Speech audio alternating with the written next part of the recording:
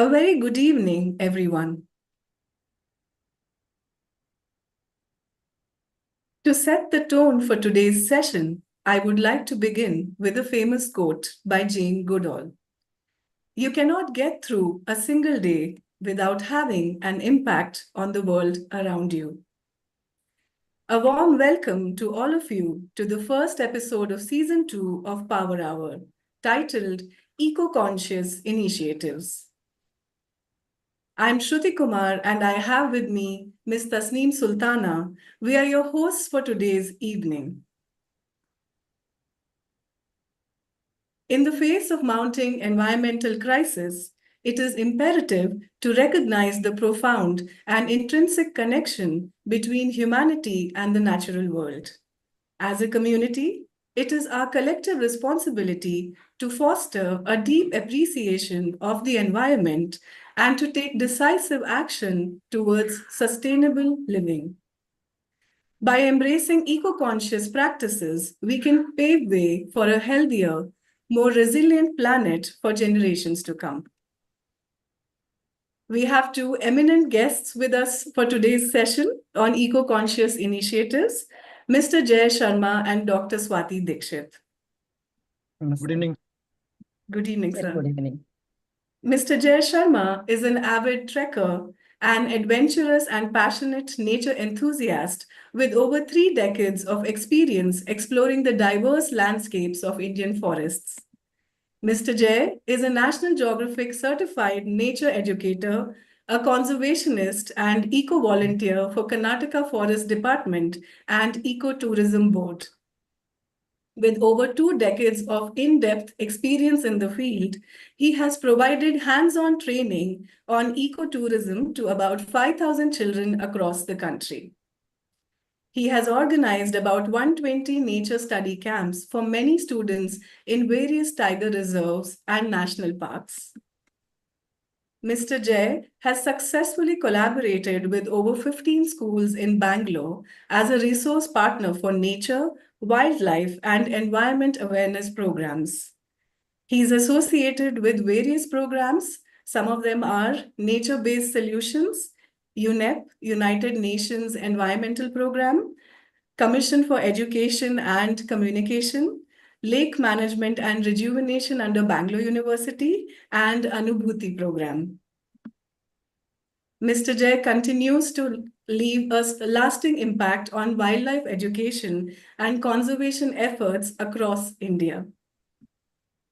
A very warm welcome to you, sir. Thank you very much, ma'am.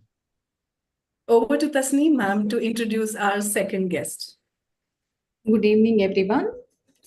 It's a great pleasure to introduce Dr. Swati Dikshit, an eminent geography professor with over 35 years of teaching and research experience.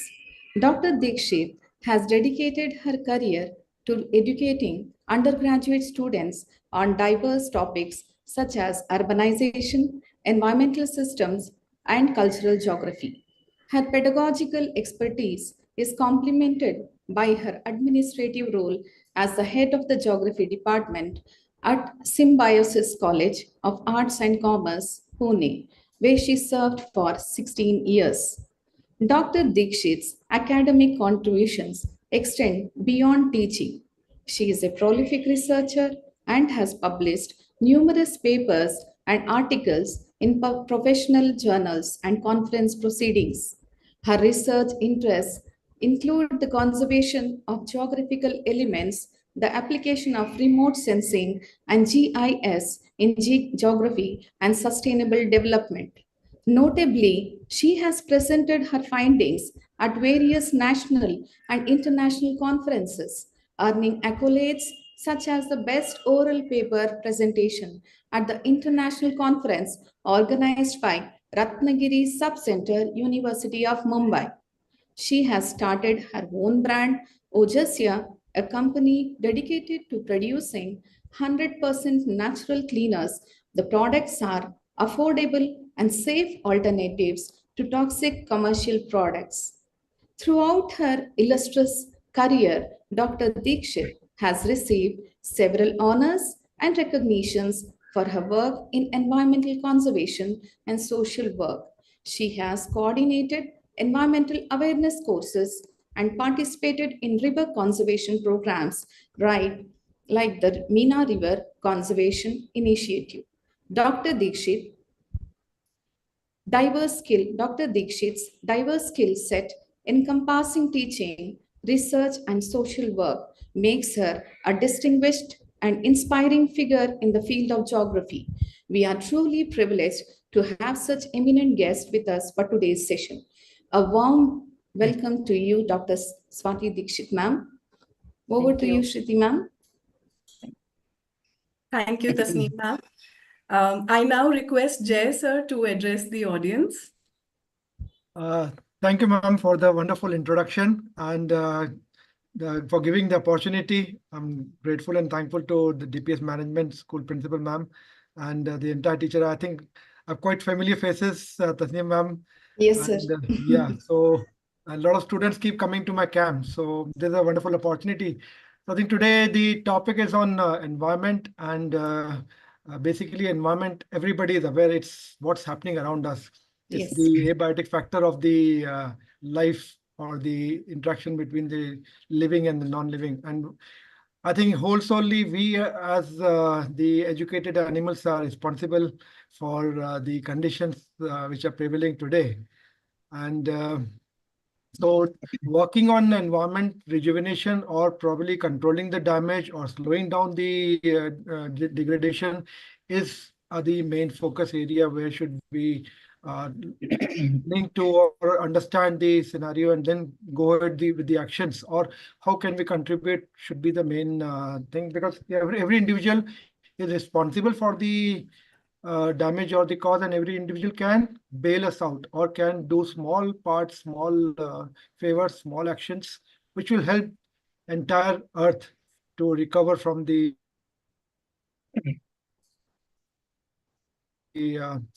scene right now, whether it's lack of water, whether it's pollution, whether it's degradation, whether it's temperature rise, global warming.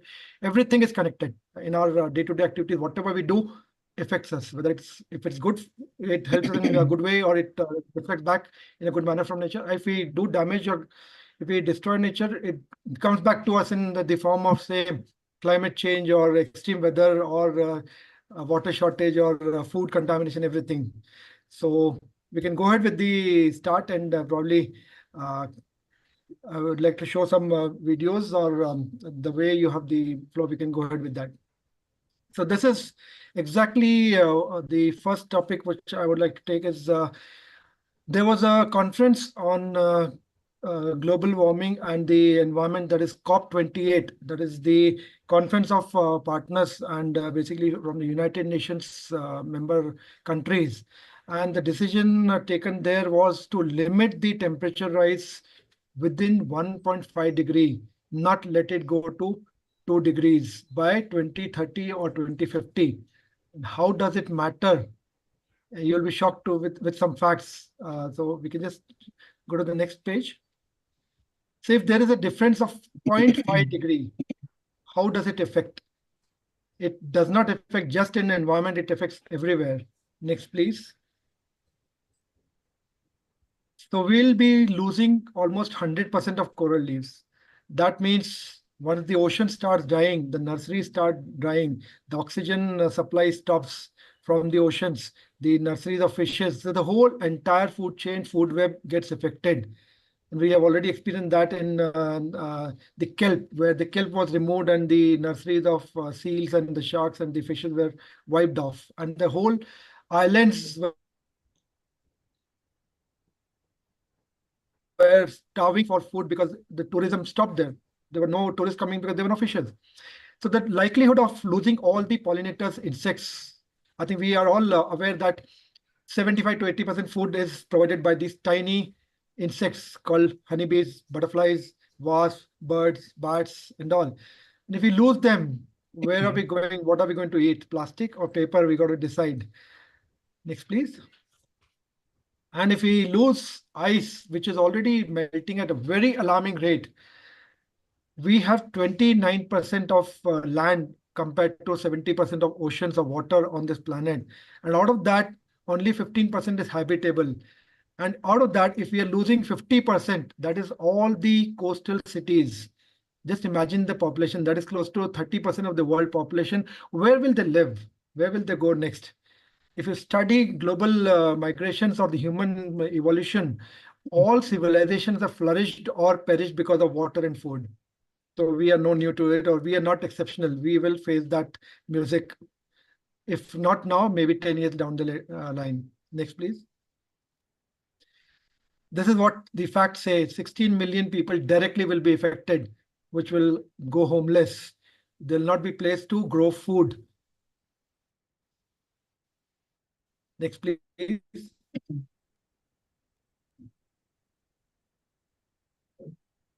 So what should we do is act now.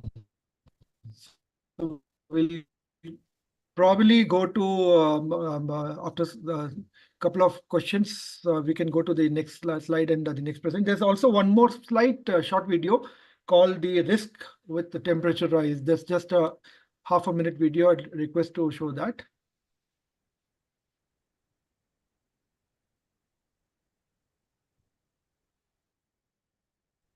The sequence number 2, which I've given in the series.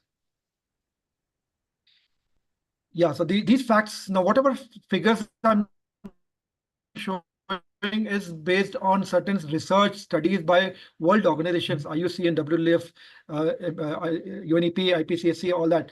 So there is a direct impact on humans and the biodiversity. Biodiversity includes the tiniest organism which we don't see and the largest mammals or the trees which are there, helping us in directly or indirectly. So if you see directly, the impact is on food, impact is on water, impact is on accommodation, impact is on pollution, disease, and whatnot. So are we in the right direction of letting it go beyond 1.5 degree, or what should we do? The answers will come a bit later. Thank you, ma'am.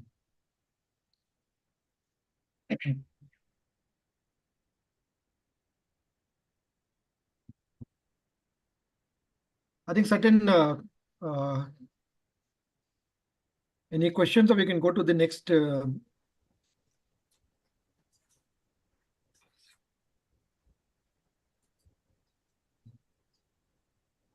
we can go ahead with the next video.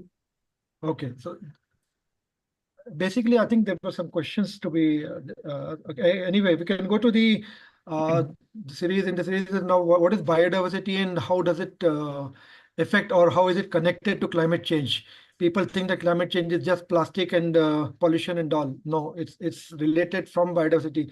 So I'll request you to show that series number 3 and 4, the videos. And that's in the beautiful voice of Sir David Attenborough, who is known as the father of ecologists. And I'm an admirer of him. I've been watching his videos on BBC, and I'm sure most of the kids. Biodiversity is a term that represents the total variety of all life on Earth. That's a big thing to sum up. Thousands of different wild habitats, millions of different species, billions of different individuals, and the trillions of different characteristics they all have. The total biodiversity of our planet is immense, which is a good thing, because the more biodiversity, the more secure all life on Earth is, including ourselves. Only when life is at its most varied, vigorous, biodiverse, can we hope to thrive. We may not know it, but we need towering forests across 1/3 of the land surface to lock away carbon and keep the climate stable. We need millions of pollinators and billions of soil organisms and megatons of plankton to keep the food we eat in supply. We need strange plants deep in jungles to create our medicines, and coral reefs and mangrove swamps to protect the coasts we depend upon. Our planet's biodiversity provides all the things we need for free. But it will only do so if there's lots of it, and at the moment it's under attack. In the last 50 years, our activities have dramatically reduced biodiversity across the globe.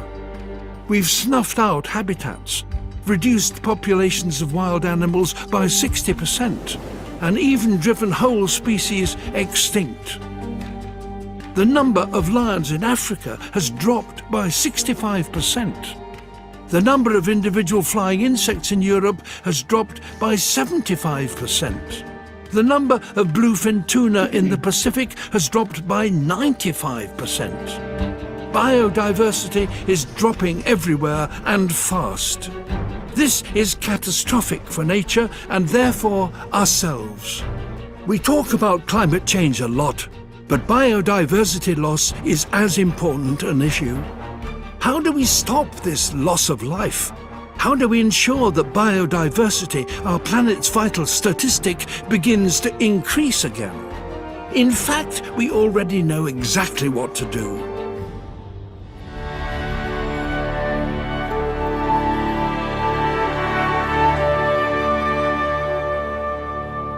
Follow Our Planet, visit ourplanet.com and watch the series on Netflix. Thank you, ma'am. So this clearly shows that it's all interconnected. We are all interrelated. We are all interdependent. And our actions today will affect us or affect the other corner. Like, I think it's been long time since Amazon or the rainforest of Borneo have been producing oxygen for the entire world. But I was shocked. Last week I was in Borneo, and from the flight when I took the video, it was like for 1 hour I could see only palm oil plantation till the edge of the forest. The forest are lost by 80%. Same is the case with Amazon. And if we keep losing, then why should we complain of climate change? Why should we complain of global temperature rise? Because it's automatically the trees which are helping us to cool down. Trees are the carbon sinks along with the soil, and they regulate water, nutrition, rain, all cycles. So it's like we plant more, we save ourselves, we cut more relationship. So this small next video, which will again give more details into this. I'll request you to play that, please.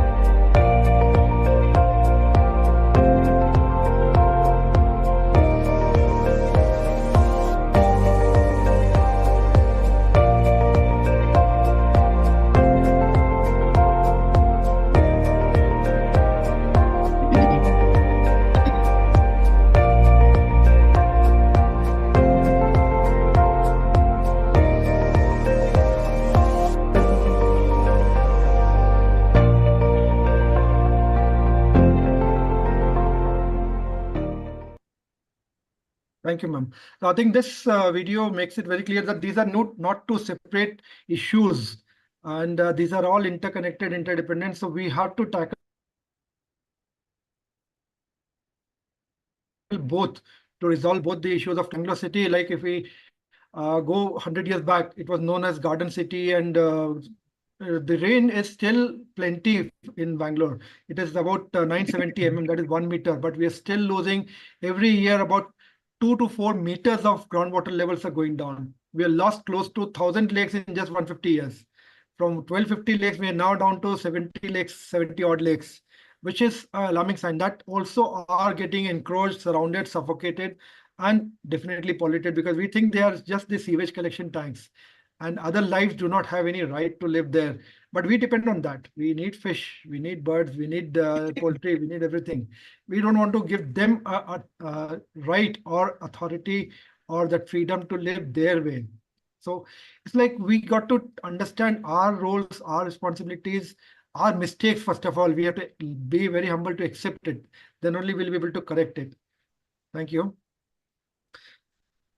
So in this series, I think Swati ma'am will share more details on that. So I'm not commenting on the urban this thing because we have a lot of things on urban side, the solutions, some points I've made, noted, which I'll show a bit later. So next in this is again the role of forest and then some solutions, what we feel as tips in again form of short video. So this is a series on forest, that is the number 5 and 6, and 3 or 4 things what we can do as individuals, as community, as policy makers to find solutions or to resolve these climate change and the biodiversity loss. Thank you, Jai sir. Now let's start with our question and answer round. So Jai sir, my first question to you is, you have over 25 years of experience in environment education. What inspired you to pursue a career in environmental science and work with the forest department? It was a hobby turned into passion, turned into life. And it started at the age of 6. My dad was in army and probably it's a very long story, but I'll just cut it short. So I was taken on a army camp or picnic sort of thing for me. But then I heard a roar. I was sitting on a tree and then I heard a roar and somebody said it's a tiger call because it was a forest. And I jumped from the tree, first broke my leg, was beaten up, then taken to hospital. And but that voice got into this ear that yes, I have to see that tiger, I have to chase that tiger, I have to observe that. And that started into going off and going to forest whenever an opportunity, going to nearby gardens, parks. And I was fortunate to grow in the city of Bhopal most of my late childhood. So we had a lot of forest. Today, Bhopal has around 90 tigers around it. And even morning walkers, evening walkers see them. So we used to regularly go there in that passion. So as Sir David Attenborough has said, like there's a very famous saying of his that we will not conserve anything till we love or we are in liking of it. And we will not like anything till we are aware of it or we are taught about it. So it's on that basis I realized ki what I have learned, what I have realized, what I've seen, improvement or a destruction of area. Why not use my strength of education or connecting to community through camps, awareness programs, through webinars, or earlier webinars were not there. We used to go to village, we used to go to schools and give talks. And that's how it has gone up. And now it's my life. Every day is what I enjoy. I hope more people are inspired to choose such a different path in life, sir. Thank you so much. Swati ma'am, my first question is for you. Could you please share with us a pivotal moment in your career that significantly shaped your approach to teaching geography and environmental studies? Yeah, well, good evening to all my dear students and organizers. Ma'am. Yeah, you're asking me the pivotal point here. Yes, moment. So basically, I always feel that I'm a student of geography and environment, which are not separated actually. They are interrelated with each other. So my pivotal point so in brief, I must tell you something about my past. My past is around 40 years ago in my small village, actually where I born and brought up. And honestly speaking, I had no idea about my career. I never thought of it. Okay, I will have some career, I'll be in some teaching line or something, because the environment was like that. Only positive things were very strong support of my family members as well as my teachers, definitely. Because in my small village, only up to 7th standard, the schooling was available. Then I started going in nearby, actually, Tahsil, and where there was only one arts college and the only subject for specialization available was geography. But I definitely don't regret, because now when I look back, I always feel that yes, it is the most suitable subject for me, because definitely my teachers over there, they inspired me a lot about it. They taught me so beautifully. And basically, my college was in Western Ghats, so I could see the rich biodiversity and the forest cover over there. And when I shifted, actually, my teachers only, they insisted me to shift to Pune University for further studies. Even after graduation, I had no idea what I was going to do. And when I uh, get acquainted with the Pune in the city environment, so definitely with the rich libraries and the study material and the total very positive educational academic environment. So there definitely I started thinking about just making career in actually in the field of teaching. So I don't see any pivotal point, but the pivotal situation here. And definitely because of my teachers, very passionate teachers from my village to university teachers. So definitely, actually, they inspired me to adopt this career. Yeah, and I think geography is such a beautiful subject. Geography and environment you can't separate out. There is very thin demarcation line, and it is a multidisciplinary subject. It is the perfect subject. It is a perfect combination of two things, the social sciences as well as pure sciences. So, and it is happening subject, because the earth is not static, as we know, and with change in the earth and the processes, definitely the subject matter changes. And of course, with the technology and with this GIS and all those new techniques. But definitely, Jay sir has beautifully underlined the environmental issues, biodiversity issues. And thank you, Jay sir, for sharing those Attenborough films, which I used to show it in my college students. And we really love those things. These are really today even very inspiring, actually, to see that. Yeah. Thank you, ma'am. Thank you. That is quite impressive, ma'am. Your journey is quite motivating. Mm. My next question is to Jaisar sir. Sir, you have organized many nature camps, nature study camps. I'm sure students feel more connected to nature after attending the nature camp and want to contribute. How can individuals and communities contribute to the conservation of the environment? Thanks, ma'am. Yeah, I feel the very essence of the purpose of nature camp is to make them fall in love with nature. As the first phrase I told about from Sir David Attenborough. So unless and until they like something, they start loving it, they will not enjoy it. Until they enjoy it, they will not be possessive about it and care about it. So every individual can contribute. That's why I'm running, like there are multiple ways where individuals can contribute. And through, say, small activities like just closing the tap, not letting water overflow, not letting energy go waste, not using two-wheelers or cars, multiple cars, not using plastic bags or using it repeatedly. My mother is 85. She still stitches all my old torn jeans into, she converts into shopping bags. Last 35 years, I think I've not used any plastic bag for shopping. I take those jeans back. One gets torn, I don't bother because 10 more are ready. So that's the way we can contribute. And if you can say 8 million tons of plastic we're dumping into sea every year, and each individual is dumping 10 plastics per day.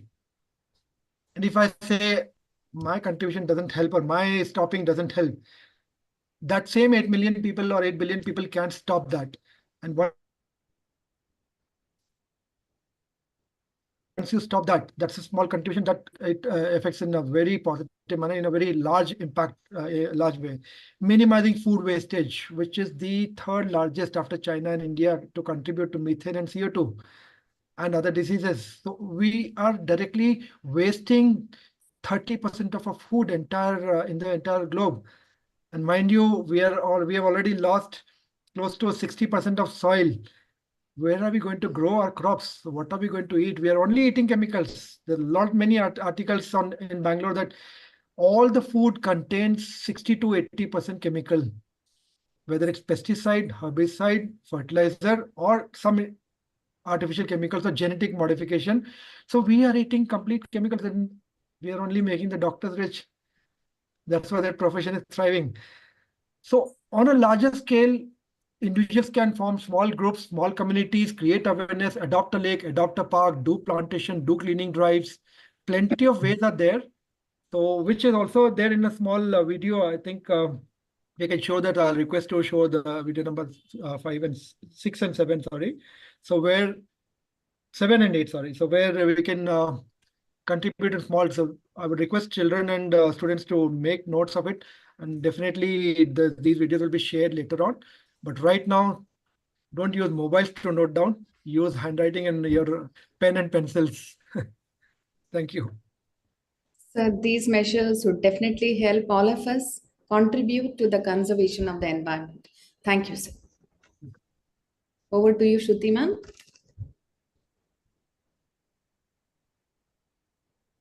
My second question is to Swati ma'am. Ma'am, you've been actively involved in river conservation initiatives, such as the Meena River Project. Could you elaborate on the importance of such projects and the impact they have? Yeah, sure. So in Pune, I'm connected with, I'm associated with many environmental NGOs. And really, Pune is a really good platform, I think, like any other city. So where we are already working on Mula Mutha River and many other rivers flowing from around in and around Pune city. And Mula Mutha, I think you must have heard that it's one of the highly polluted rivers in India. Actually, if you see the scenario about the rivers, if I ask my students here, chalo, let's go to see the river side or river bank just for a trip or for a day trip. So I doubt how many of them they will be ready, because looking at the pathetic conditions of a river, highly they are polluted. Even we can't go, we can't touch those river water, that river water, because it's so polluted. Because as Jai sir said, that it flows only the garbage or the trash, or here the wastewater, grey water, which mainly goes out from our houses. So basically, when about the Meena River, I would like to definitely throw some light. So with the experience of Pune River and of course with other river conservation projects, actually some 7 to 8 years back, I started working on Meena River, which flows through my small village. So I remember that that was almost perennial. I had a perennial water source. We used to go in the during recess time. We used to go to riverside and drink water. We used to play on the river bank. But now, looking at all the river conditions, it only actually the sewage. Mostly 70% of the sewage is not treated from any of the Indian rivers. There are more than 25 plus rivers flows. These are eastward rivers, and three, four, particularly from peninsular India, goes to westward. But we have tasted number of actually water samples we have tasted, and really we have got very shocking results about it. So they are actually just having very high proportion of heavy metals and many other chemicals here. So afterwards, I would like to show you some many of my short some PowerPoint presentation in which I will just put some focus on it. But basically about the Meena River conservation. So we started with the geographical, morphological, as well as a river basin. We started its study. We had lots of we visited many villages, riverside, riverbank villages. We tried to connect with people, and then we realized that definitely the humans, people on the bank and otherwise, so they have altered the river bank and river personality totally. The thing is, rivers are polluted, as all of us, we know that. We always blame only industries. But when we conducted survey with the help of NCL Pune, so we came to know that just the domestic sewage is the major reason, that is the 70 to 80% of rivers got polluted because of the domestic sewage. So we, you and me, we all are responsible for that. Okay, so basically, just there is a need to understand, as per my knowledge, more than the plantation. Of course, plantation has its own role to play, but plantation and awareness with that, I always feel it is important, it is very necessary to understand the river systems or the environmental systems. So in geography, generally what we learn that rivers, their locations, their distribution, then economic uses and all that. But more than that, the river system, the natural systems to be understood very properly. What are the ecological functions of a river? We don't pay attention to any river or those natural systems because we are happy in our own bubble. We get tap water very easily and we ignore that those rivers because we don't need to look at the river and river conditions until we get fresh water supply properly. I had opportunity to work with Waterman of India, Dr. Rajendra Singh Jirana, and many other eminent environmentalists. So always Bhai Saab, or we call him Bhai Saab, he always says कि नदी दिल में बहनी चाहिए and then जमीन पर. So it means here first you should be passionate about the rivers or any natural entity, then only we can work. So likewise here, working on rivers means understanding basically not only the geography of it, but understanding the ecology and the services, ecological services rendered by rivers. Always there is an example which is given that rivers are almost on the verge of destruction or they're dead rivers because there is no DO or actually if you see the definition of water, fresh water. So all those rivers, they're failed just based on the definition, they're dead rivers or dead water it contains. So here there is a question that if a person is ill, if the person is on the deathbed, so what you'll do? You will take him to the, or a woman, so you will take him to the beauty parlor or in the hospital. Okay, so obviously the answer is hospital. So now with rivers, what we are doing here, the government and even in general common people, we are looking rivers as just the beautification. Almost all the projects which are going on in India, particularly the example I would like to give you, the riverfront development program in Pune city. What they are doing, there is no thought of any purification of that water. Just it is just the beautification on the river bank. River bank is a vital part of that river. It is basically riparian zone and which is very important to be live, isn't it? But we are ignoring totally of those things and we are concentrating only on just the beautification part of it. So here, whether it is Meena River project or Ram Nadi River project, which is going on in Pune city or any other river, first thing is, I think, in the school, from the school, the ecological functions needed to teach. People should understand. So we conduct number of other activities, like we take them to the riverside. So it is a nature river walk programs we conduct. Even taking them laboratories, we are making use of laboratories. So the testing of that water samples, making them aware that how polluted these are. And of course, making them realize that rivers are lifelines. Rivers, whatever they carry, definitely it percolates, it affects underground water. Rivers only will take the dirt or the toxicity in oceans and oceans are getting polluted.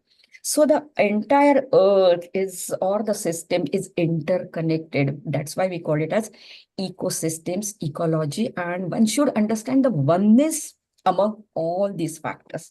So that is the whole motto behind these things. Yes. It is wonderful to hear your experience, ma'am. Your dedication for teaching and your love for the environment really shine through. Thank you so much. Moving on to my next question for Jay sir. Sir, we are quite curious to know more about how you engage with the community to promote forest wildlife conservation. Could you please tell us about the initiatives?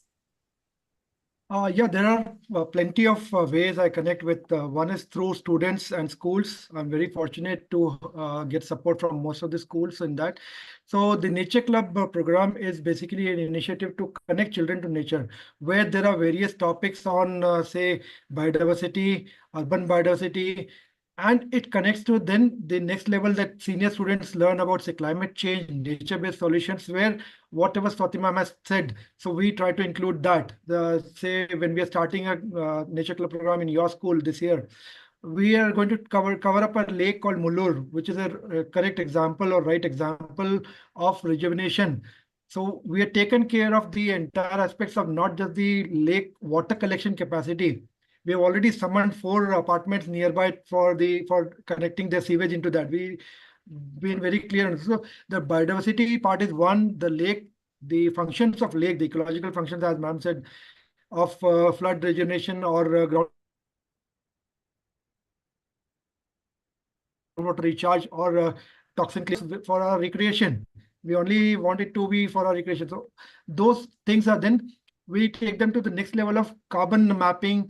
We use GIS. I'm a very good student of geography, so I'm very happy to meet Swati ma'am.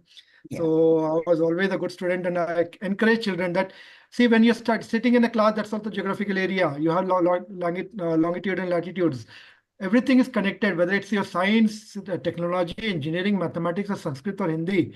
Language is a medium to connect or communicate, but all subject is included. So these are included with further connected through nature camps, field trips. So it's all outdoor classrooms. Everything is observation based, project based. That's why I want to encourage students, parents, teachers to enroll more students, because my connection improves from 3,000 to 5,000 to 40,000. Like over the globe, I'm connected to more than 40,000.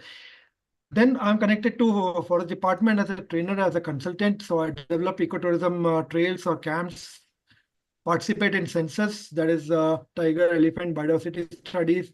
So it's a nature is like you can learn every day, everything. As ma'am said, I'm also a very good disciple of nature.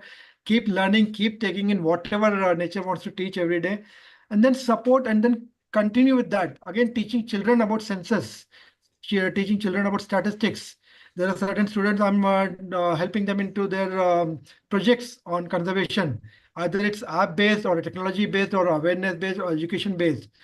And supporting NGOs into capacity building, biomass mapping, carbon studies, biodiversity assessments. So now, if you take industry-wise, we are all like Tanga Godas. We all love to follow industry patterns of engineering and medical. Trust me, I take classes of some MSc students, 70% are IT guys. And when I take career opportunity counseling for parents and students, I'm very fortunate to say that, or proud to say that about 20 to 30% students do take up careers into wildlife ecology. And there's something called ESG now, which is picking up, which is going to take over all the jobs of your technology into environment. That is called environment, social, and governance, which is part of every individual, every community, every organization. And that's going to be the big industry. So like we are seeing that people are already depressed that AI will take over the engineering. But these are certain issues which are always evergreen, and these are prime issues or prime topics which we can tell. So that way, it's like a continuation, or it's not just one line or one industry or one community I'm connected with.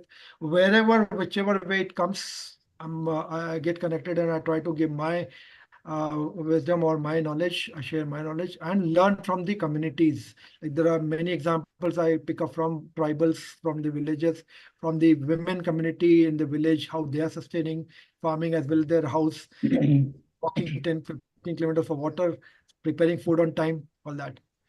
So that's why I feel these are the activities I participate and then promote these activities. Thank you. There's again a small video on that. If you can just share for a minute, that will again give some ideas on these kind of practices. That's I think this video number 7 and 8. If time is there, I think it's just a minute video, not more than that.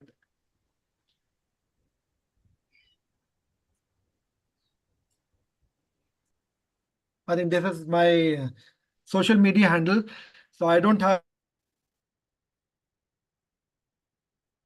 viral videos of Bhojpuri dances. I have student life education who are following. So I'll request students, parents, teachers to connect. And I keep posting these kind of information because I don't want, when I go to the forest or when I take children on a trek in a forest, it's not tiger centric. It is, we feel the forest, we understand why, how ant or termite helps the tiger to survive, how a bird eating an insect is connected to a tiger, how a climate change affects the entire migration of geese or the warblers from Europe.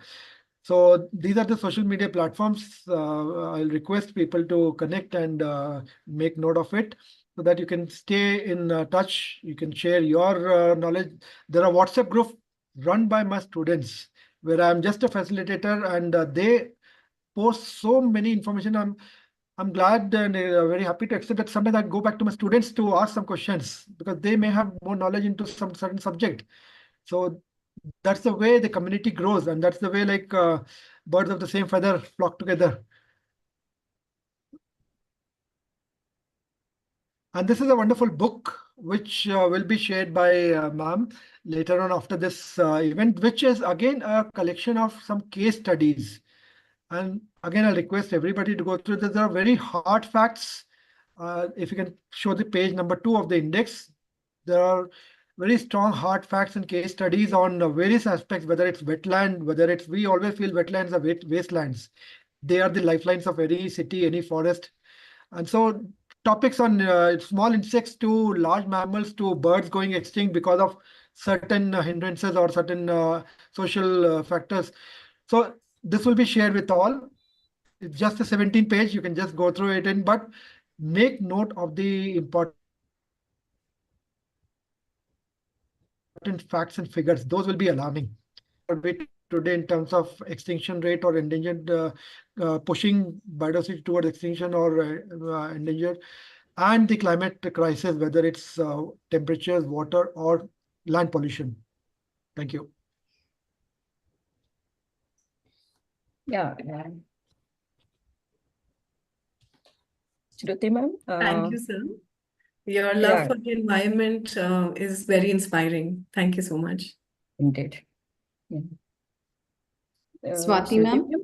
Yeah, can I request for my PowerPoint presentation? I have a small presentation. So should I start with my slides? Okay, ma'am, no problem. Is it okay? Yeah. Yeah.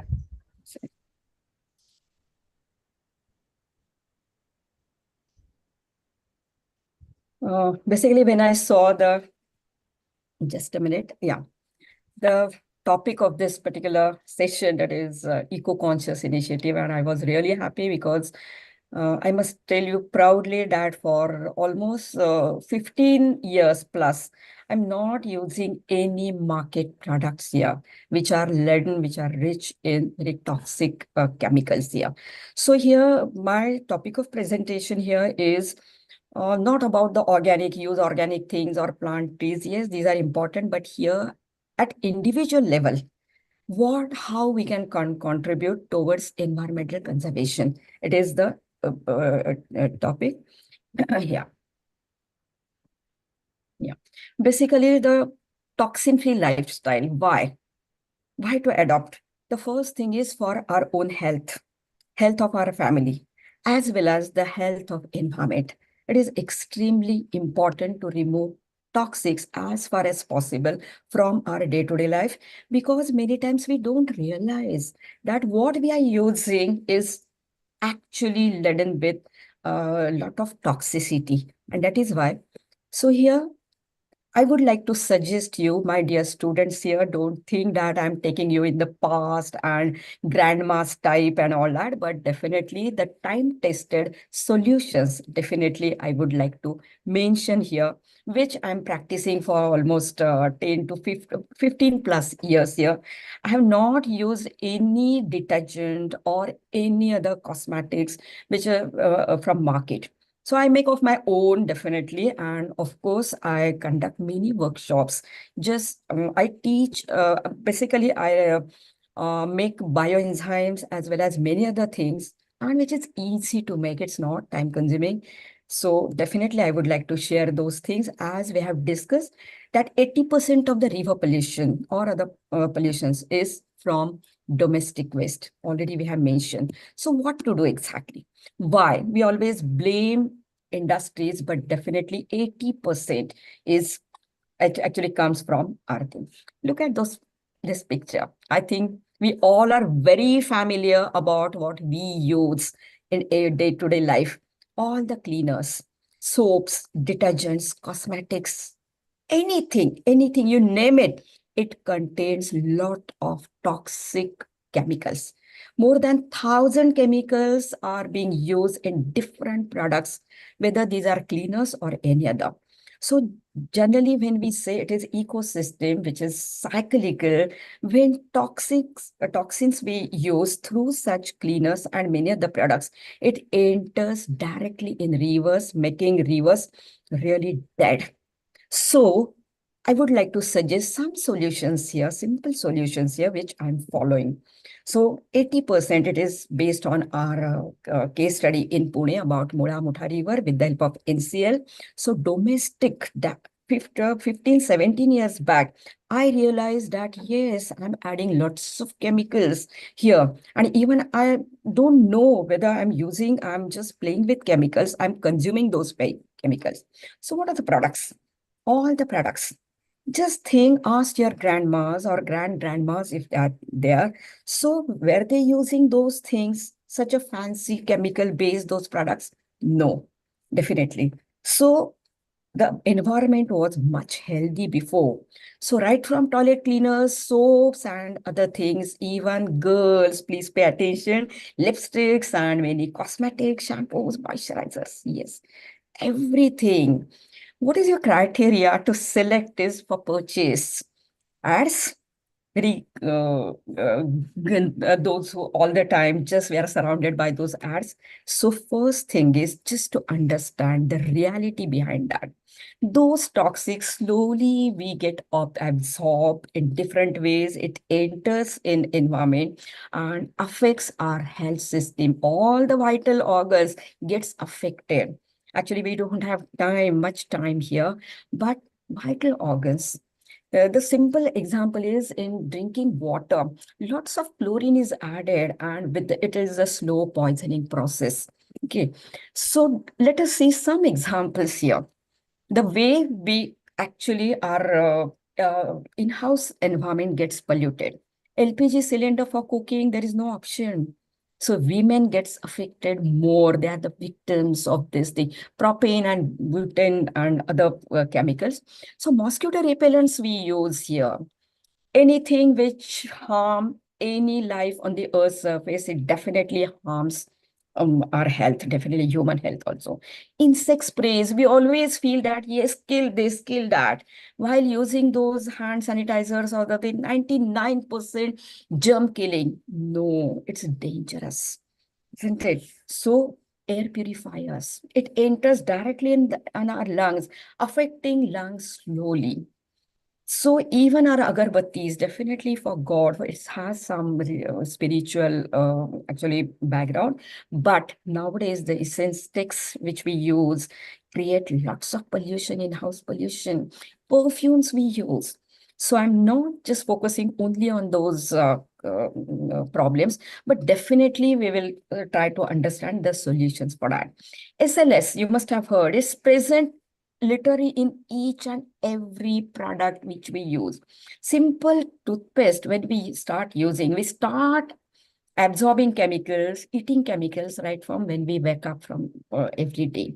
So it contains sodium lauryl sulfates and ill effects are many. Even what we use in day-to-day life, those food containers, all of us, we know that plastics.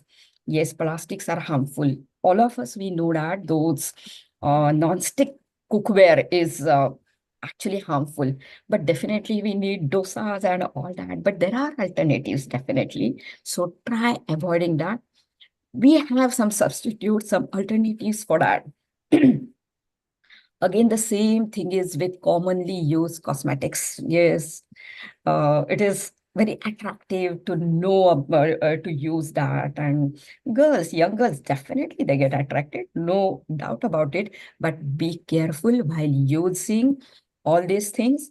Yeah, we have some simple solutions for that.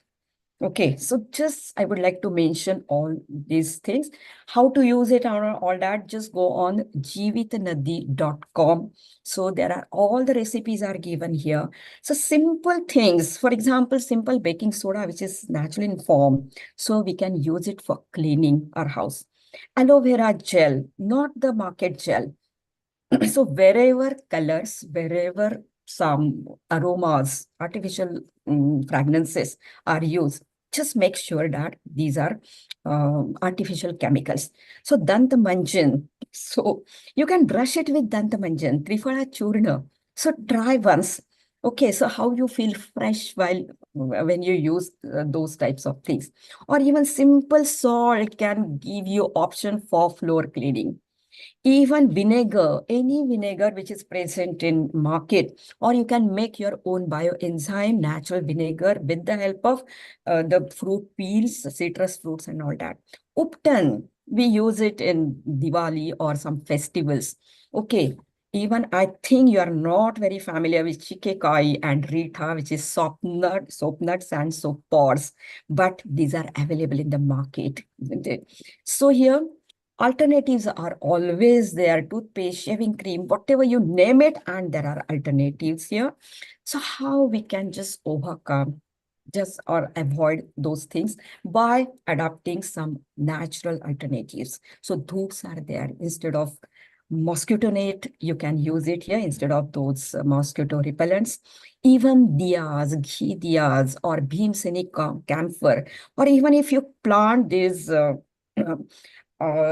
type of aromatic odomos type of grasses, or even rosemary or lemongrass, etc.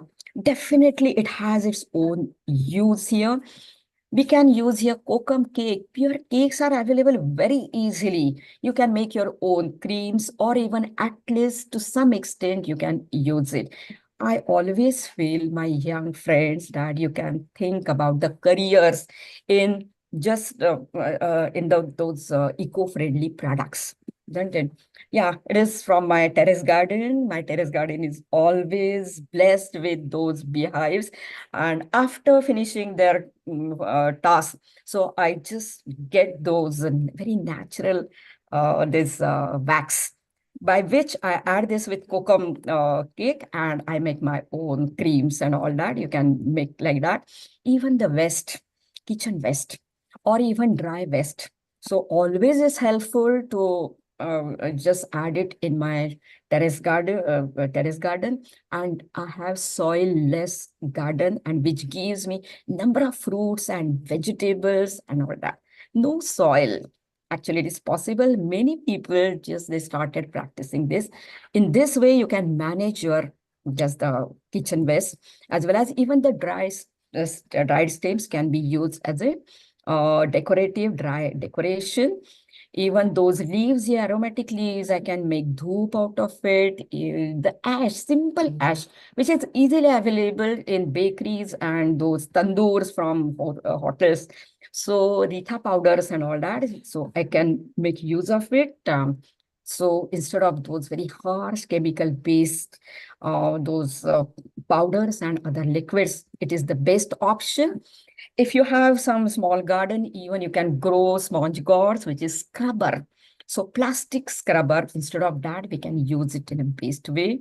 Even the dried flowers or dried peels can be used for making powders, which can further use for just for many things. Even wala or khas from the garden you get easily. No need to get any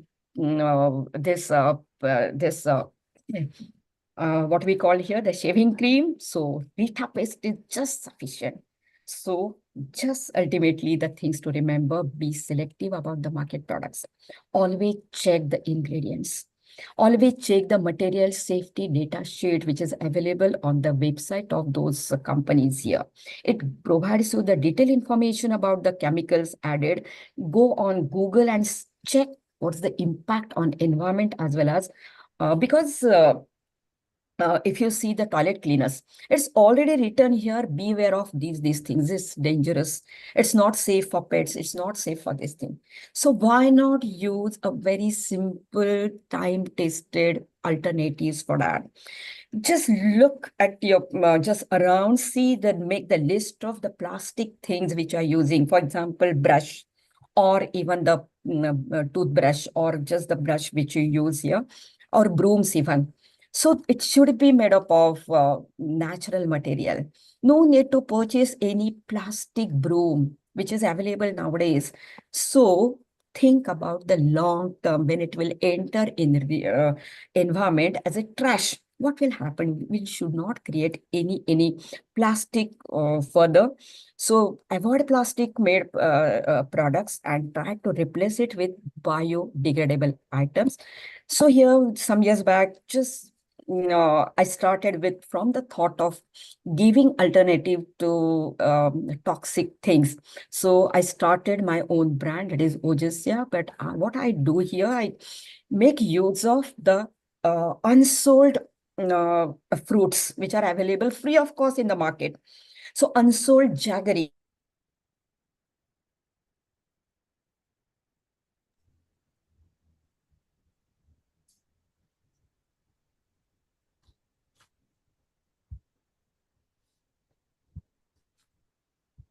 I think ma'am got disconnected. Yeah, I think so. I think Oh, so. yes, ma'am. Yeah. So out of that, you can make, actually, my young students, you must start, ask your moms to give. So extra peels, which you generally throw away. Yeah. So what I do here, these things, the trash or the waste, yeah, I make best use of it. Yeah. And definitely for bottling, I make the use of repurposed bottle. These are originally the beer bottles. I get it from one, actually, just the industry, beer making industry, and I clean it and I make use of it. So thank you very much for patient listening. Thank you, Swati ma'am. It was quite informative. Swati ma'am, my question to you. Yeah, just a As minute. I want to stop my presentation and yeah.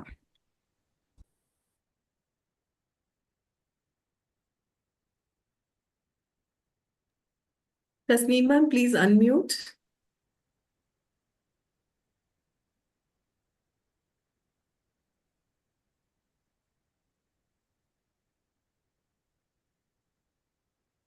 Yes. Yeah. I hope I'm audible. Yes, ma'am, you are audible. Tasneem ma'am, we are not able to hear you.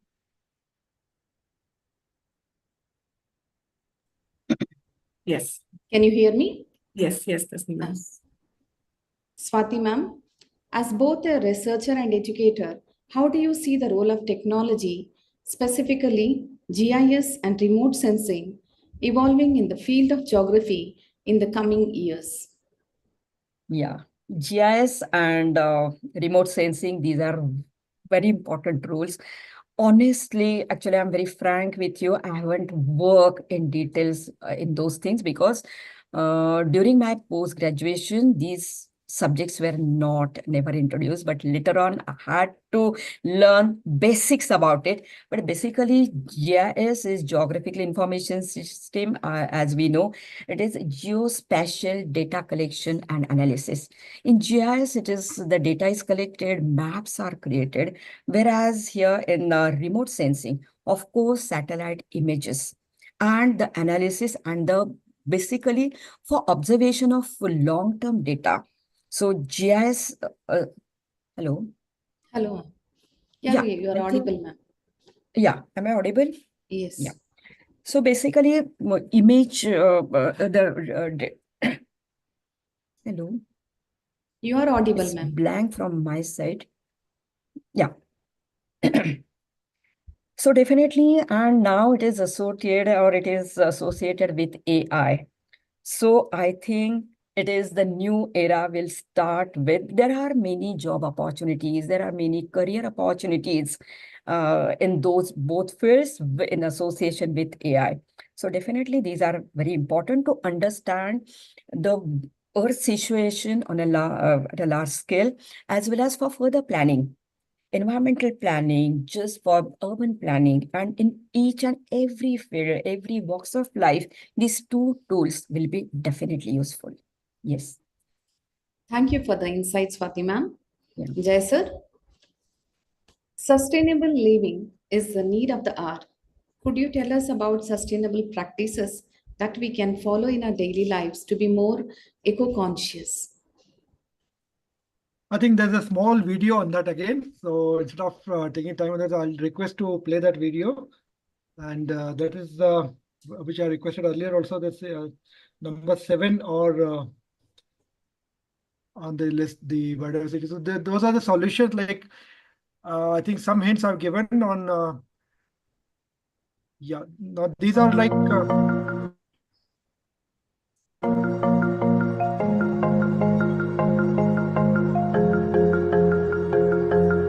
There's another video. Anyway, this is also valuable. Talks about rewilding.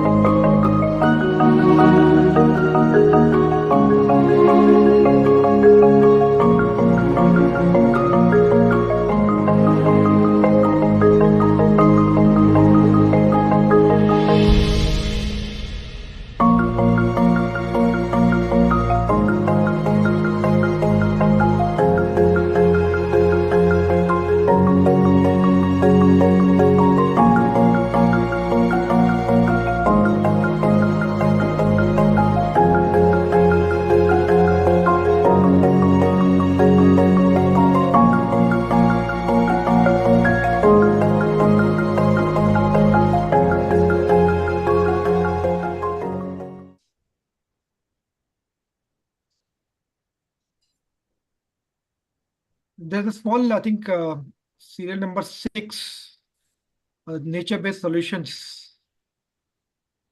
If you could please play that video. So there are about 5 to 6 steps in that. So the adopting, as Swati ma'am said, it is all up to us. We have to make our self-conscious effort. We have to set examples. Like we just have, as educators, as ma'am has set the right example, not preaching what she can't follow. She has been following that. She is walking the steps, what she is talking. The same way I try to do, and I try to encourage students and the parents associated with that. So getting into the daily habit, sustenance means taking what we want, not extra. Living for others. We only know our rights. We only know how to fight for our rights and die for it. But we don't know our responsibilities. That yes, we have got responsibilities also to cater to other forms of life and to serve others and to live for others. which is a very fine line between greed and need. So where we got to stop and then follow that practice. And similarly, like when I take classes or maybe a workshop for architects or land town planners, when we involve nature-based solutions, how do we involve the biggest challenge I throw to them? Your client will say, I've got money, I want to build extra. I don't want to follow the building rules. I want to come and rent more bigger house. How will you answer that? Will you accept the money and do the design? And then again fail into, say, rainwater harvesting and not leave any open space for the water to percolate, and then again create more trouble for the growing city. So the town planning of the balance between green, blue, gray is important. Our sustenance, our requirements of taking food or not wasting food is important. So that small habits should culminate into a larger practice as a culture, and that's why the success of nature can for students as well as parents makes that kind of education possible, and that kind of awareness is created, that the whole family makes a culture of these kind of habits, which contribute or which also is continued in their job or in the career. I just want people to have that responsibility. You may be engineer, you may be doctor, you may be politician, you may be anybody, but be a bit responsible toward nature, understand your role, and let others also enjoy life. Yeah. Sir, Jai sir, I would like to add one more thing in that. Rightly you said about all these things, but I think what I always see, what is the problem exactly, is we all go for convenience. Correct. We want all the luxuries, we want all these things here, and we are failed to understand my action and in its impact on environment. For example, if my wardrobe is full, and if I purchase something new sari or a costume, so I feel very happy because it's my money, I'm free to purchase it, it is my right to spend as per my wish. But we are failed to understand that I'm putting burden on natural resources, because whatever we use, whatever we consume, whatever we purchase, it comes from nature. I'm putting burden on that. I use energy for that. I use resources. So actually, there is a concept that actually we always discuss in the class, that ecological footprint, or generally how many resources we are using for making sari, one sari. So we need agriculture just as a raw material, just to get cotton, if it is cotton sari, then energy is involved. Then for agriculture, it is required to get water. So dams are constructed. Then again, the rivers are destructed, or we are obstructing river channel. Even just the way dyes are used in my sari. So dyes here, when I for making one sari, around 20 kgs of dye, which is generally very toxic, having toxic chemicals. So there is a wastage, and it enters again in environment. So here, when it is taken to the those shops, so again the lights, again the marketing for that. See the energy at each and every level. So life cycle assessment. So always we conduct these things in the class. So one should understand what is my behavior, what is my consumer pattern. It is putting burden on environment and environmental resources. So there we are failed here. Okay, I think so. Thank Very you. correct, very correct. I think yes, the energy cycle, the water footprint, What is- carbon footprint, everything. Yes. Like I keep giving example of paper napkin. Like we Yes. love to waste tissue paper when we go to hotel, but one paper napkin or tissue paper needs about 180 liters of water. One Yes. jean takes about 2000 liters of water. Then people are short, how, sir? As you said, right from the sowing of the seed and plantation and watering it and growing it, and that land recycling. It never ends. We only look at our luxury, and we outgrow our clothes when we are in a growing stage. But we want for every function, we want new set of clothes. Mama, what will he say? What will they say? Same old clothes. I want something new, and we outgrow after wearing them maybe just once or twice. So I give this example to children. Get three set of clothes, wear them, tear them, rip them apart, then go for new one. do not hesitate to accept, yes, I'm not buying new, I'm not wasting it, because there's a whole lot of resources which are wasted or which are going behind that. So that's a good example. And yes, we do give that in classroom, and we try to set examples through our own lifestyles in that, wherever possible to walk, wherever possible to cycle. Today's generation are getting only that we earn and then we spend. When the first time Bisleri came, we used to laugh in our time that who will drink this bottled water? We have wells and rivers. Yes. The fact it's all dried. And the next thing I keep giving example to children is be ready in your school bags or college bags. You may have to have oxygen cylinders. That's Cylinder. going to be Yes. reality. Sure.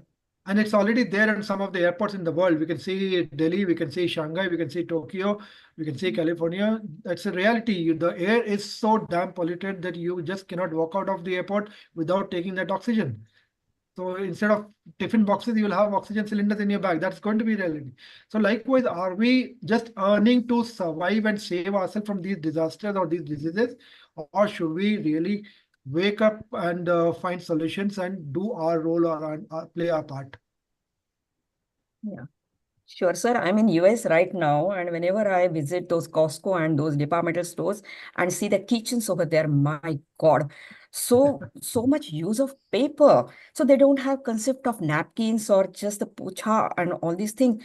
For everything, for little things they use, and I get very much disturbed by Yeah, and I think students, please, we should not adopt such habits here, actually, from the Western world, definitely.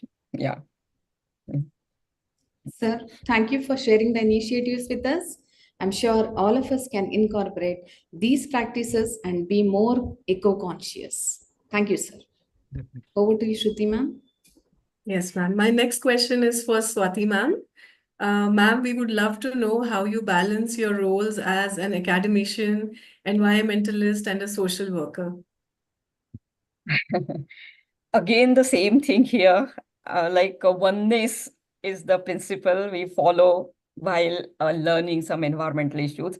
So these are not different entities, I feel. As an academician, when I teach something, I need to learn many things. So if it is for environment, so automatically I'm learning many environmental things, and I'm involved as a part of some academic actually requirement. And whatever we do, whether it is teaching or doing something for environment or anything, some extracurricular activities, it is all for the welfare of society. Of course, definitely the passion. So like Jay sir has passionate about so many things. So passion makes you actually involved in many things. So definitely as a housewife also, looking at my children, doing some jobs. And if you're passionate, definitely you can follow certain things at home front, of course. And of course, whenever time permits, as a part of some project work also in my college. Now I'm retired, but I still work as a visiting faculty. So I have opportunity or I get chance to involve in many projects. Yeah, as a part of the projects, I take the students to the rural areas. Actually, I'm very much connected with the western part of Maharashtra, that is particularly western part of Pune. So there are many number of projects, works are going on, and it is for the society. We go to in the rural areas, we actually conduct workshops for rural women about preparation of those bioenzymes, cleaners, and just help them to market it. We visit different schools in those areas as a social work, as an environment. So it is a combination of everything, actually, isn't it? So definitely passion plus part of job or part of my environment. Even I'm connected all with some hospitals over there, which is run by actually it is an NGO and charitable hospital, that is Eye Hospital. So I'm part and parcel of that also. So connecting with those rural areas, then tribal areas, creating awareness about the eye health. So all these things, whatever possible, I always try to involve. And after formal retirement, definitely I'm just focusing on my product. Actually, there are two parts. We conduct workshops, and we teach them how to prepare it. Okay, we insist them to prepare in their village or as an individual level. Otherwise, in the urban areas, yes, we are ready with the product, so purchase it. So that's a simple thing. Yes. Thank you. It is truly inspiring to hear about how you manage these roles, ma'am. Your dedication is commendable. Thank you. My final question is to you, sir. Sir, how do you stay motivated and passionate about your work after 25 years? Nature and wildlife is a way of life for me now, and it's grown to extend beyond just an interest or hobby, and where I use my camera as an education tool. And every day is new day, every day is adventurous, every day keeps me fit. My colleagues, my partners in the forest are different, new tiger, new elephant, new chase, new observation, new identification. Each forest is unique, different, and each class that way, each student is unique. So every day is exciting and interesting, because one is I'm learning something new and I'm giving back. So the satisfaction level is more on giving back. This, yes, I'm able to give back to society, give back to Mother Earth. Because for human, there are a lot of people working, but for nature, very few people are very dedicated people are there. Because we always, as humans, we want to have a bargain. We always have to deal. This, what is it? In what way it is going to benefit me? How financially I can get benefit of it? But few people are there, and trust me, the rewards are very enriching in this industry, also in this line also. So every day is like happening, interesting, exciting, and that keeps me motivated. Finding some solution, recovering some land, saving some animal, always gives me more satisfaction. Thank you, ma'am. Your passion for the environment is a source of motivation for all of us. Thank you so much for sharing, sir. Thank you, ma'am. My And last question is to yeah, Swati, ma'am. that small video was about to be Sure, played, sir. ma'am. Yeah, that 5 things we can do. That was the one I was requesting. Sure, sir.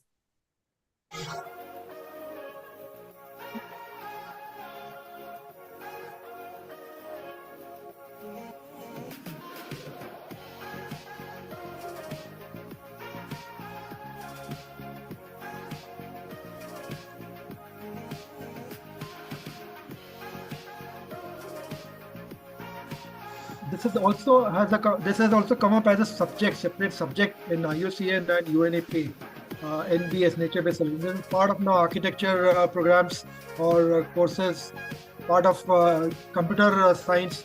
We are using AI, machine learning in tracking animal movement. So everything is again interrelated. The technology, the more it advances, it has application in conservation also.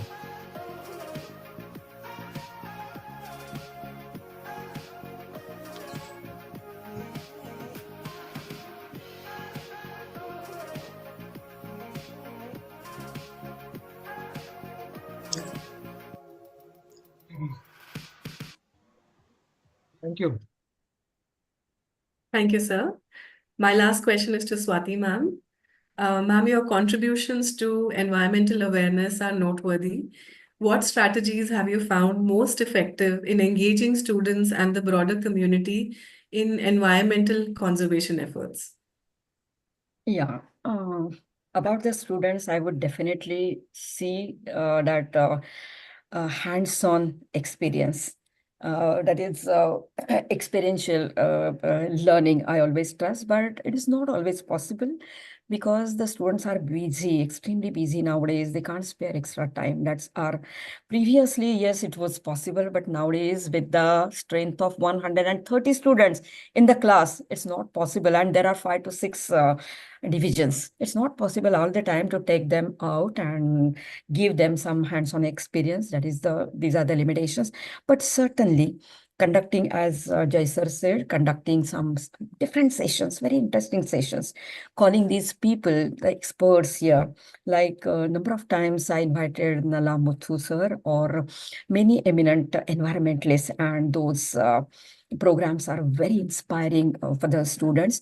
And as I told you previously, we are part and or we have MOUs with number of good NGOs. And we directly involve students, I involve students in those project work. So they are the part and parcel of the projects where they collect data. For example, here, suppose some traffic problems here. So my students, they collect data about it. Okay, vehicles, how many vehicles in particular hours and the congestion time and certain other things. Or for river-based projects, or even collecting biodiversity data. So they are involved actually in those things. Of course, everyone cannot. They are divided into different parts. They are divided. They are actually given different roles here. But definitely, certain things are definitely useful. Educational film. Fortunately, we have film archive nearby my college, so conducting some film festivals, nature-based film festivals. Even we have number of good programs like Vasundhara Fests. So we are part and parcel of that Vasundhara Fest. It's a national, international level program. And I'm very happy to share with you that Symbiosis College, where it is situated in Pune, just next to that, there is a Simbi Hill. Actually, it is a Bhamburda Hill. So 25 years back or 30 years back when I joined the college, so it was totally barren. But with the help of environmental NGOs, with the help of constant efforts of my students, so we could convert it into totally green. Even there are many projects are going on. For example, here, the waste coconuts. Okay, waste coconut shells. So students, they bring it, they collect it, we make charcoal out of it, or even just getting, because it's a stony hill, so getting some degradable stuff, which is out of waste. So getting it and spreading it on a hill. So such type of projects definitely helps instead of just lecture baji. So we even conduct many green entrepreneurial market programs here. We inspire students to make their own green products here by using non-toxic things, and we all very frequently or with a proper interval, just once in a month, we conduct the mela or a market. Students, they create it, they make, they prepare it, and they sell it. So it is automatically their practice for the market and other things. So these are some of the initiatives, definitely. Yeah. Thank you, ma'am. These indeed are innovative strategies to effectively engage our youth and better yet sensitize them to the environmental problems in today's time. Moving ahead with our session, we have our students who are thrilled to ask rapid fire questions. Over to our students who will take on the session now. Yes, thank you. Thank you so much, Shruti ma'am. We are now entering the dynamic rapid fire round of our talk show. Brace yourselves for a fast paced exchange where our guest will respond with quick wit and depth to a series of engaging questions. Over to Parthiv now for Swati ma'am's questions. Thank you, Manasvi. Hello, Swati ma'am. It's truly a pleasure to interact with you today. Thank I you. would like to ask you a few questions. Yes. So, ma'am, are you ready for it? Hope so. I'm Here goes scared. my Yes. Okay, ma'am, don't be It's a true exam for us. Yes. Okay. So, ma'am, here goes my first question. Why Yes. did you pursue an MA in a language despite its rarity? Yeah, even the language is my actually just passion. Marathi. Basically, my mother tongue is Marathi. So actually, I wanted to complete my post-graduation and further studies in my own language. But geography was the only subject available, as I said. So somewhere I felt I must complete it, because I always feel any language is a reflection of culture. So definitely we understand more. For example, in Marathi Santa Sahitya, those all saints here, and their just the thought process, their literature is so useful and a guideline for our life. So I completed this, and it really, for that, just the extra reading was possible because of that. When it is exam oriented, anything, so we tend to read something, and definitely it's enriching experience for me. Yes, Ma'am, your passion for language is truly inspiring. thank you. Now, moving on to the second question.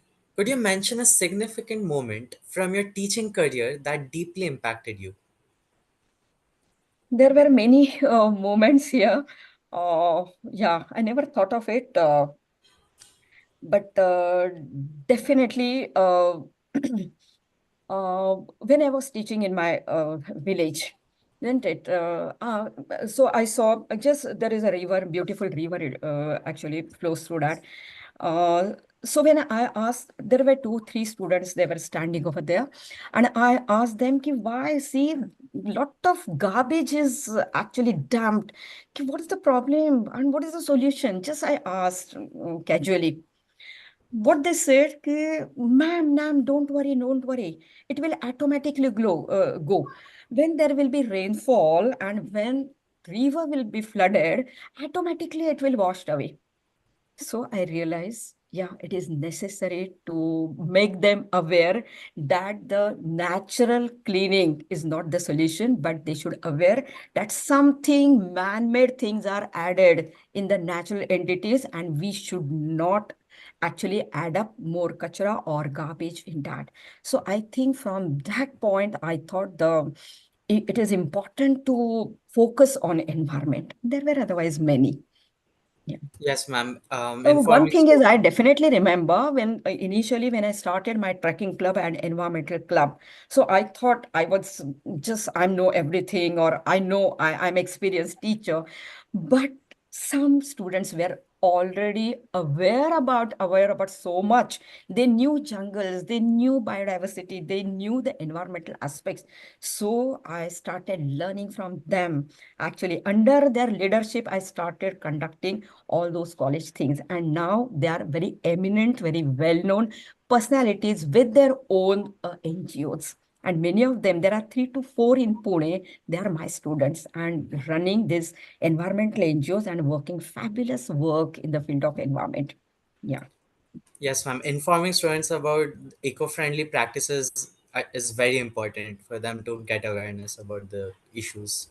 Okay, ma'am. So my next question to you is, could you mention a few key highlights of the toxin-free lifestyle workshop? Highlights in the sense what exactly? And Regarding any tips for the students on how to lead a toxin-free lifestyle? Yeah, well, um, as mentioned in my PowerPoint presentation, I'm all the time, I'm very much interested in experimenting. My kitchen is my lab. So I'm trying to definitely with my product, okay, which I'm preparing, that is, those are the cleaners. What I make here, those Rita or soap nut based cleaners. So lots of experimentation is always on. I always try to find out the solutions for the market-based products. Yeah, I make my own shampoo. There is no need to have shampoo. Those soap pods, powders, and other things, which are sufficient actually. Okay, young girls and young friends, it is occasionally it is okay to use those things, but basically trying to understand the ill effects of toxins in those products, it is important. Automatically, once you understood, once you realize the long-term effects of it, definitely just you would go for toxin free. And there are various ways, there are various means to reach to that path. So making your own stuff, actually understanding those time-tested things which already have or has anti-fungal properties, antibacterial properties. A simple thing here, for example, the aloe vera, which is known now. Okay, but aloe vera, the fresh aloe vera has number of properties, medicinal properties. So like that, your constant experimentation of your own things and realization of ill effects, I think those are important here to follow the toxin-free lifestyle. Yes. Ma'am, those are great tips for living a very healthy lifestyle. Now, moving on to the fourth question. What advice would you give for aspiring artists looking to integrate theater into their careers? Artist, Yes, ma'am. aspiring artist for, Looking to integrate theater into their careers. I'm not very clear about this question. Can you repeat it again? Sorry. Okay, ma'am, no worries. Artist means to present some environmental shows. You meant Yes, to ma'am. say that? Yes, ma'am. Yeah. We already have one group. So those who perform, we have some small scripts we have written, and when we take them, we have a group here. Those present those small skits on the river side. We have a very regular program, and that is a river walk, as well as at the source of river. We take the students, and in the rural areas they perform. So we have 4 to 5 skits already ready for 10 to 15 to 20 minutes. And just when we go on the river side, river bank, actually, we take a group. Even it is open for all. It's not only for the students, open for all Punites. So the Punites, they can register. We take them to the riverside. We tell them the river geography and the ecology. Then we mention some cultural aspects which are present just on the riverside, as well as we actually perform some skit of 15 to 20 minutes. And it is these skits are eye openers. So we have 5 to 6 skits ready, and definitely there are some green, even the green journalism is coming up, green theater, just performing those actually things. So definitely at college level, we conduct such actually this thing. But I think there is a great scope for such thing in the theater. There is a scope to tailor some scripts based on the environmental issues. Yes. Ma'am, your work with rural communities is inspiring. Thank Now, you. my final question to you is, ma'am, being an environmentalist, which plant do you like the most? Which plant? Yes, ma'am. I should not discriminate because all the plants, each and every plant, which is actually the part of nature, has some personality, some properties, isn't it? As Yes, ma'am. J.D. Tata mentioned long time back, even each blade of grass has energy. Only thing is we don't know how to extract it. Soon we'll learn. But yes, definitely, I like everything. I can't actually make injustice about one or other. But I would say the plants which are there in my garden, of course, I like have you read I recommend Hidden Secrets of Life. Okay, the recently published book. It's awesome book. Actually, one should read about it. And plant actually taman or all these plants are really wonderful, including those small grasses, small flowers to the huge trees here. uh, Mr. S.D. Mahajan, sir, he's our guru here. He's a botanist, very well known, Dr. Mr. S.D. Mahajan, Sridhar Mahajan. Okay, he taught us about those plants and trees and other things. So we are disciples of Mr. Mahajan. So if possible, just read his different books here. Yeah, thank you. Yes, ma'am. We'll definitely read those books. They sound really interesting. Yes, Thank you, ma'am, for so sportingly answering my questions. I thank now you. hand over to Manasu. Thank you. Thank you, Parthiv. Good evening, sir. It's a pleasure to meet you. I would now like to ask you a few rapid fire Good evening. questions. Good evening, sir. Are you ready? Yeah, I'm always ready. Don't worry. Okay, sir. My first question to you is, how does it feel to be certified by National Geographic as a nature educator? It is always proud to feel. It is always very satisfying that yes, organization which we have grown up and which we have been aspiring to either see or watch or just get a touch of it has recognized the efforts and recognized and then certified as an educator. So it's always a proud moment. It is very happy, and that's the way it is. Means you feel your motivation or your inspiration is always goes up by 1,000%, 1,000 degrees. That seems like an incredible honor, sir. Thank you. My next question to you is, could you please share a memorable experience from your 5,000 hours of training children in Karnataka and Madhya Pradesh? It will be tough to share so many. Yes, there have been many, and every incident or every teaching has some learning.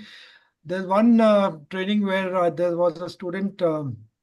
He was probably from class 6th. He was my student in nature, and then one day he was pushed into engineering, and then he left it. And then he was pushed into something else. He left it. And then his parents came to me that what should he do? I said, he is interested in jungle. Why don't you leave him there? And I took him to first sensors, and then during the training, I saw him not going out of the camp. And the student said, sir, I'm scared. I said, you want to live in nature, you want to do something for wildlife, and you don't want to go out. And that was the day. And now he's a senior research officer in ATRI, which is one of the recognized and very reputed NGO from Bangalore into wildlife conservation. That is Ashoka Trust for Research in Ecology and Environment. So that sometimes one incident. Similarly, there was a student who was interested in bio only for medical. He said, I asked him, what will you do after if you don't get into medical? Sir, I'll go to commerce. So one field trip to transdisciplinary university from his school, where he saw the microbiology and the biotechnology equipment and the technology in use. Today he has completed his master's from SRM College, and then he is in UK pursuing his PhD and further masters in microbiology and this line. So there are many incidents where you always feel it's a regular class session or a regular field trip or regular observation. Some students have taken up wildlife film documentary making. So I've got experts, I've got friends. Sumesh Lekhi, I think Swati must be knowing, he is in Pune. Then Dr. Shankar Lavre from Yes. Ferguson, Yes. I'm part of their NGO also. Yes. So that way we keep directing students, and we never know who picks what passion. Somebody is into entomology, one guy is pursuing CA, but he is already into entomology club of IISC, which is an honorable club, where he's not pursuing that science background degree, but he has taken that as a passion. And he says, this degree is for my father, and my future is with wildlife. So you have to adopt me, sir. So that's the way we are able to motivate, inspire, and Yes. guide students. So many incidences, there's a few of them. Sir, it's honestly so amazing to hear how such training hours have been, factors of shaping people's career. So yeah, that's honestly an amazing experience. My next question is, what has been your most favorite book? I'm very bad at reading, honestly. I can sit on Machan or sit on a waterhole, watch a tiger or elephant or something for hours, or a bird. But when I read books, I fall asleep in 2 minutes. But yes, I've read a lot of books from Kenneth Anderson, from Jim Corbett. That's how I grew up. And my guru, Mr. Suhas Kumar, he's a retired Chief Wildlife Warden and Principal Chief Conservator of Forest of MP. When I started pursuing wildlife, his advice I took that do not join IFS. You're good as a naturalist in nature. And his book, The Nature Disciple, I love it most. And one eminent biologist recently, Dr. AJT Johnson, he passed away. His book, which is on roaming in the Western Ghats. And that takes you back into 100, 150 years back, how India was and how the forests were. And when you imagine that how life would have been tough without roads, without any, still there were the Britishers and the system of that time helped us to document those paths, those treks, and those, a lot of books. I think few which I remembered I've just told. So if you want, I can put to ma'am later, and you can all go through those books. Very interesting. You will definitely fall in nature, love with nature or wildlife with that. So those books sounds absolutely interesting. I would love to read it myself sometime, actually. Anytime, yeah. So moving on to the next question. During the lockdown, how did you maintain awareness about ecology and wildlife as activities moved online? I was fortunate to get permission from the forest department and the police. I said, let me go to jungle where signals are, and use technology, the network. And I used to conduct online classes from there. So it was again very interesting, very fascinating, something new for me also, for my students also. Like just going to a garden and documenting, say, close to 20, 30 insects and some butterflies and some, and talking about pollination, talking about the soil relationship and so. So that way online, and I used to conduct online classes from my home. So I was never out of touch with my students or my school or my community, and also not out of touch of forest. So I said, COVID will not touch me in forest, don't worry. So your methods of keeping ecology and wildlife awareness alive online is impressive. Thank you. So my next question to you is, what advice would you give to students considering a career in life sciences? I would like to hold a separate session on that. I've requested Principal Ma'am, Vice Principal Ma'am, Preeti Ma'am plenty of times. So we will be having that. And you'll be happy to know there's a student called Tej. He is in your IB in DPS. I'm mentoring him on a project on app on man-animal conflict. So he's developing that. He's working on that app, and there's a lot of that way I guide children. So careers in life sciences, there are just 280 fields. It's a very short time to elaborate on that, but life sciences are very interesting. Life sciences ranges just not from ecology and wildlife. It is from research to educator to anything, documentary, filmmaking, filming. I've been proud. I can proudly say I've convinced and converted one of my students who is a high businessman, community family guy, and he has left his family business and he's taken a photograph as a career. So his father curses me, now his son. So that way, it's like plenty of interesting careers. Once it becomes a passion, that's your life. Then you live with that passion for your life. So there are side careers, there can be major careers. Technology-wise, my own son is doing engineering. I've convinced him to take up technological use in conservation. I've given him examples of camera traps, drones, biomimicry, bioacoustics, your genetic engineering, all that. So how can you use technology in conservation? And he's happily doing that, enjoying that. So I feel like pursuing life sciences is a great path as it keeps us curious and passionate, and I'm looking forward to your session, sir. Anytime. I'm going to conduct that very shortly. Whether offline or online, I'll be sharing lots and lots of examples, live examples, where people are, and I'll let you talk to those students and those people who are happily enjoying. And I keep fighting with parents that earning 20,000 less is not a failure for your child, or not competing with somebody on 99% is not failure. He's not a failure. We have set those benchmarks in society, which is actually killing the real creativity of the child or the passion he wants to pursue.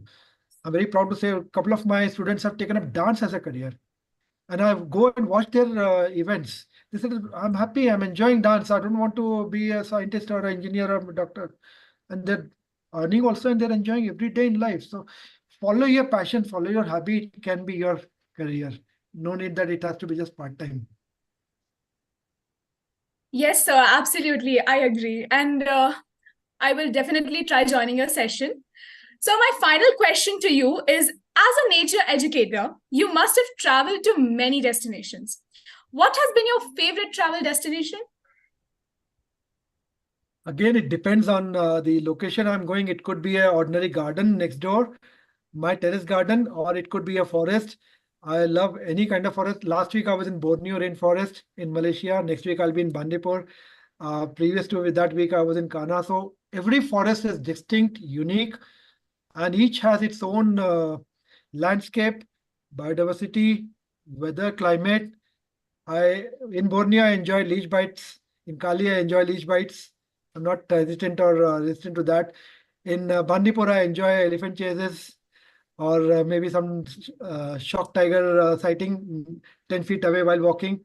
So it's all different experience. So it's again hard to classify, but yes, in Karnataka, Kali, Bandipur, Nagarole have been my favorite destination. Badra in MP, if you take, I've grown up there, so entire Kana, Pech, Bandhavgarh, Satpura.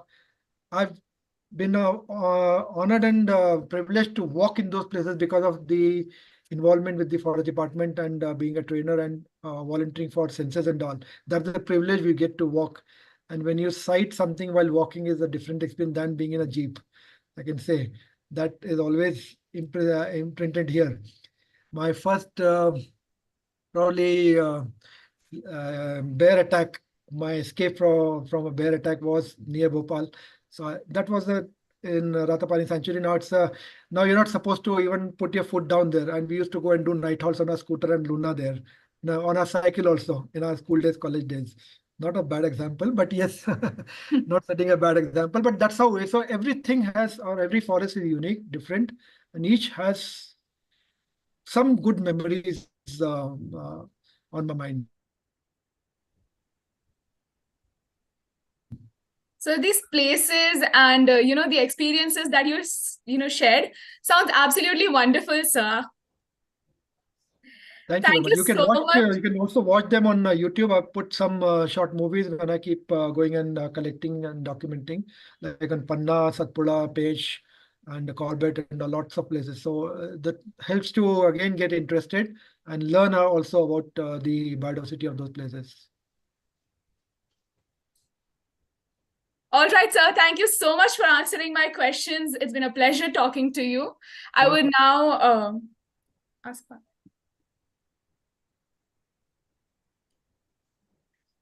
So that is the end of our rapid fire round. Thank Thank you, Manasvi and Parthi. I'm sure our guests of the day have enjoyed today's session as much as we have. It was an enlightening session for all of us where we understood the various facets of eco-conscious initiatives. On behalf of the organizing committee, Delhi Public School, Bangalore East, I would like to extend my heartfelt gratitude to Mr. Jay Sharma and Dr. Swati Dikshit. Your passion and enthusiasm added a vibrant and captivating dimension to the event. First and foremost, I would like to express my sincere appreciation to our management, our principal, Dr. Manila Carvalho, and our vice principal, Ms. Preeti Sutta, for providing a platform where our students can benefit and thus cater to their digital intellect. I also want to thank the parents who tirelessly support and encourage their children throughout their journeys. Your unwavering belief in their abilities and commitment to nurturing their talents will undoubtedly lead to success. Finally, I thank Ms. Sonali Roy, Head of English Department, and Ms. Yoni Dikshit, Teacher from English Department, for their constant support and guidance, and Ms. Vikranti Ashtikar, Head of Computer Department, Ms. Shanti Ramamurthy, Ms. Aparna Vibhute, Teachers of Computer Department, for their technical support. Power Hour would not have been possible without your collective support and involvement. We hope this event has provided a platform to create awareness of sustainable living. Thank you, everyone. So thank you, Delhi Public School principal, vice principal, management, all the teachers, and of course, my dear students. Thank you for providing me this wonderful platform where I could express some of my thoughts. Thank you very much for giving this opportunity. Thank you. Yes. I would request our guests